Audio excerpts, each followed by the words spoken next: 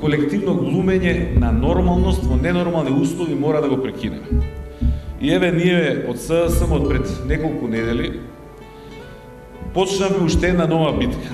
Битка за вистината, битка против стравот, битка за иднината на оваа земја. Во овој период ќе ја поминеме цела Македонија, секој град, секоја општина, секое село, населено место, и тоа не поеднаш, по 2 пати, по 3 пати, онолку пати колку што ќе треба, за да се сретнеме со граѓаните, да ги информираме, да им дадеме вистинските факти, да знаат која е реалноста, да ги охрабриме, да ги окуражиме, да разберат на вистина што е тоа што ни се случува и што доправа не чека.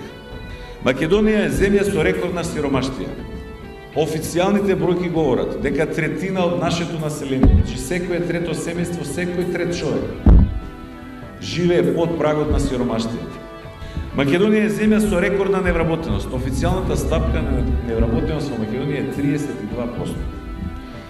Од друга страна, цените на основните потрепштини, она без кое што било кое наше семејство не може да преживее, постојано, ама постојано се зголемуваат од ден во ден.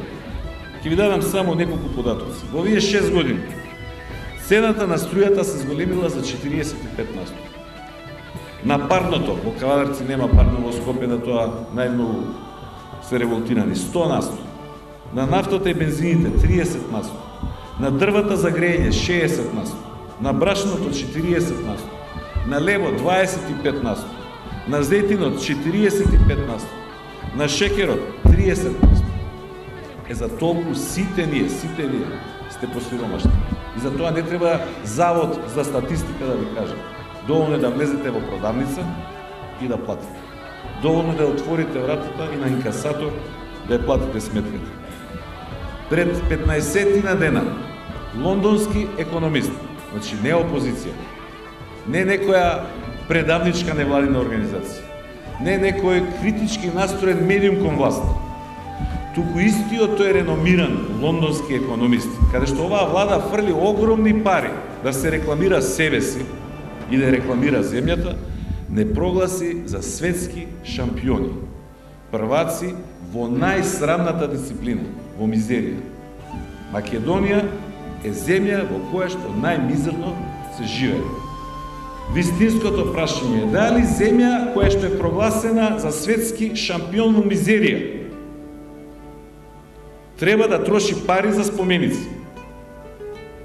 Почитувани граѓани, не го прават тоа затоа што се големи љубители на уметноста. Не го прават тоа од што се големи почитувачи на историјата. Не го прават тоа од што не разбираат кои се макиве на народов. Ви тврдам дека единствениот, најголемиот мотив да се фрлаат толкави пари за такви работи во вакво тешко време е криминалот. Затоа што тука не можеш да најдеш мерка колку е авторскиот хонорар. Затоа ги имаме најскапите споменици во цела Европа на плоштадот во Скопје. Скопје 2014 е една голема пералница за пари. На крајот на кришталот. Убаво или не убаво? Му се допаѓале, не му се допаѓале споменици. Се мачкале во бронзата на леп. Можете ли со тоа да ги нахраните децата, да ги облечете? Можете ли со тоа да купите лекови, да платите струја, да платите вода, да купите дрва за огрев?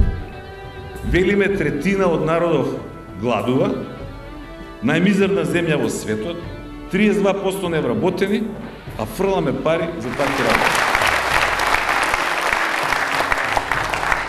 Председателе, јас ви сакам да прашам ако може. Првото се однесува за ставот на нашите седалоки се кои врска со откупот односно на ставка на грозите. Сакаме или не сакаме да признаеме тоа наша реална судбина и овој народ веројатно овде е пристен да не од рака тресот ги тишти, тоа е огромен проблем. Со години не е исплатено, секој ден на врата сметки и така напред за кој што не се разговара. Значи, неплатено грозие, реколта 2009, 2010, 2011. Препораките менјајте друга култура, лозија не се менува друга култура. Не може сега, оваа година ќе има лозија, па до година пшеница, па пак лозија ќе има. Не ја бива таа работа. Втора или трета работа е, поарно е дел од парите што викаат ги даваме за земјоделие, директно се дадеа за исплата на грозјето, па државата си побаруваше од винарските визби, граѓаните да можеа да живеат, а државата секој пат има начин да ги натера винарските визби да ги отплатат долгот. На крај крајшта држава ги има сите механизми, а луѓево да можат нормално да живеат и да продолжат да се бават со земјоделие. Например, нашиот став бил следен. Државата го плаќа грозјето, а го превзема побарувањето од винарските визби.